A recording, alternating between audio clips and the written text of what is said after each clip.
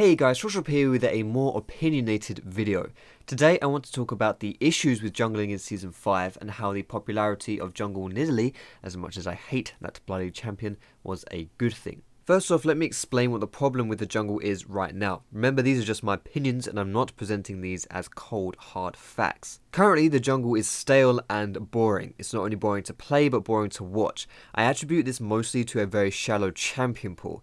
In fact, I don't even know if we can call it a pool. A champion puddle seems more accurate. But jungle bruisers such as Liên, Jarvan, Rek'Sai and Vi are running rampant with little to no competition. Whereas these champions may vary with their individual strengths and weaknesses, their playstyles are all very similar.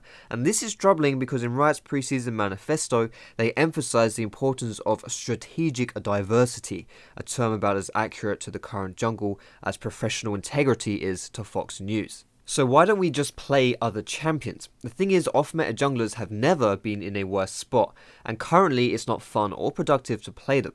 In my eyes, the biggest reason for this is that they fail on a very fundamental level. They can't handle the jungle itself. For any champion to be considered a serviceable jungler, they need to be able to not suck versus the jungle itself. Why? Because if they can't handle the jungle, they'll never establish any footing and will always be behind and weak. This is especially important for the first few clears.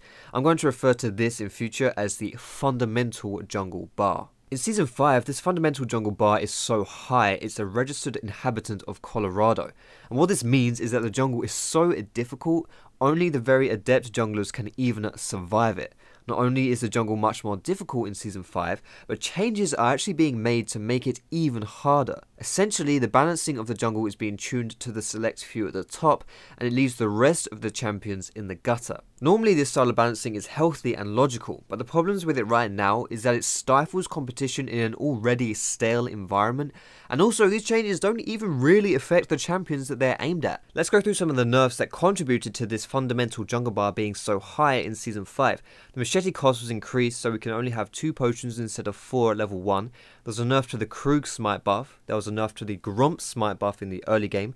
Tier 2 jungle items cost was increased so we cannot have any pots on our second clear unless we inefficiently spend time killing the Skull Crab level 3. And there was a nerf to the soft resets. These aren't all the changes, but are the biggest ones that make clearing the jungle way too bloody hard. Like I mentioned before, the funny thing is, these changes have had minimal at best influence on the top tier junglers, but really screw over the off-meta junglers. The damaging thing about this is that the effects that these harmful changes have don't receive much visibility because most of the people will be playing the meta junglers who are mostly unaffected, whereas champions who really suffer are the ones who are already underplayed and out of the spotlight. In previous seasons, the fundamental jungle bar was a lot lower for, in my opinion, 2 main reasons. Firstly, the jungle itself was a lot less punishing, and secondly, we had Spirit Stone. Spirit Stone made it so champions didn't have to worry as much about their own sustain, as part of their damage would convert into health and mana. This meant that more champions could jungle. For example, in Season 2, I played Kha'Zix to Diamond 1 before he was even considered a viable jungler, as this was the days before Spirit of the Elder Lizard was even a thing. Similarly, I also played Lissandra jungle. Now, these champions were not considered top tier, and that's because they weren't top tier, but the point is, they were playable. Now, I've talked a lot about the jungle, but I haven't mentioned Nidalee. Where does she fit into all this, and how is she good for the jungle? To me, Nidalee jungle is a great example of how we can actually have some form of jungle diversity.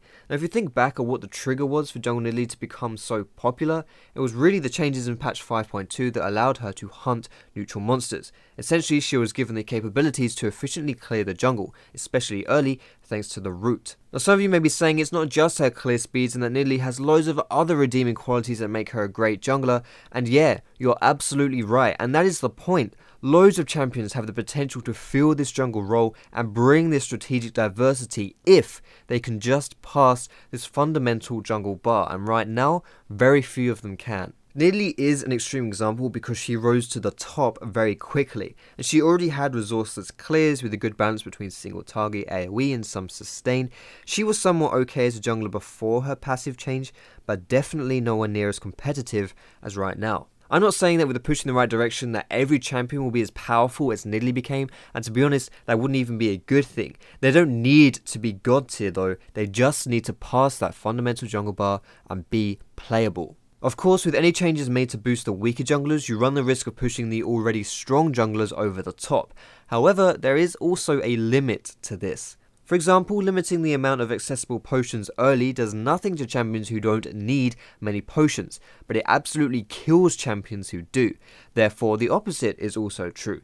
If you increase the amount of accessible potions early, it will have little effect on those who don't need them, but great effect on the weaker junglers who do. It wouldn't be very fair of me to criticize like this without at least providing some solutions. Now, I'll be honest and say that I don't entirely know the best way to go about fixing this. But I would like to see a stop to the nerfs that make the early game jungle even harder, and to perhaps see a rendition of the Spirit Stone make its way back, but maybe with a cap to the sustain so it doesn't make these strong junglers sustain bots while also adequately benefiting the weaker champions.